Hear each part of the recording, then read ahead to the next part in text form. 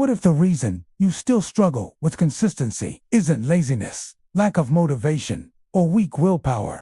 Most people think self-discipline is about pushing harder, waking up at 5 a.m., forcing cold showers, grinding when you feel exhausted.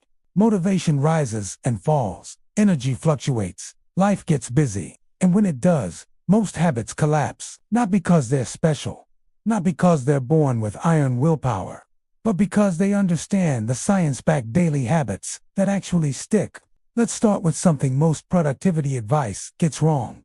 Discipline is not a personality trait, it's a system, a neurological pattern, a predictable loop inside your brain. When you repeat a behavior in a stable context, your brain builds neural pathways that make that behavior easier over time, not through force, but through familiarity. Why? The first principle of building unbreakable self-discipline is this: reduce friction. Most people try to increase willpower. Your brain naturally chooses the path of least resistance. Discipline isn't about fighting your brain. It's about designing your environment so your brain makes the right choice by default. When you control your surroundings, you control your behavior. If you want to drink more water, keep a bottle on your desk. The second principle is identity-based discipline. Most people set outcome goals. I want to lose weight. Real discipline begins when your identity shifts. If you believe you are inconsistent, you'll act inconsistently. And here's where it gets powerful. You, Dan T., need huge actions to change your identity. You need small, repeated proof.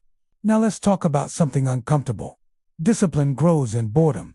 When you start a new habit, it feels fresh. But after a few days or weeks, it becomes repetitive. But boredom is a sign that the habit is stabilizing. If you want unbreakable self-discipline, train yourself to act even when it feels ordinary.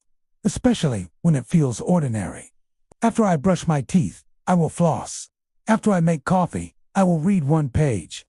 Why do people sabotage themselves even when they know what to do? When you avoid a task, it's rarely because you don't know how to do it. It's because doing it triggers discomfort. Tell yourself, this feeling is part of the process. That's why checklists feel satisfying. Every completed action releases a small reward signal. But here's the rule: never miss twice. If you skip a workout today, show up tomorrow. Let's talk about delayed gratification. Pair something you enjoy with something you need to do. Listen to your favorite podcast while walking. Drink good coffee while working. Now imagine this: 6 months from today, you wake up and your habits are automatic. Discipline is freedom. It gives you control over your time, your energy, your direction. Pick one keystone habit, one behavior that naturally improves others. The final principle is reflection. Every week, ask yourself 3 questions. And here's the deeper truth most people avoid. You already know what you should be doing. The gap isn't knowledge, it's implementation. Maybe tonight, you prepare your environment. Quietly, gradually, intentionally. If this video helped you see discipline differently, subscribe and visit the channel for the next deep dive into mastering your habits and mindset.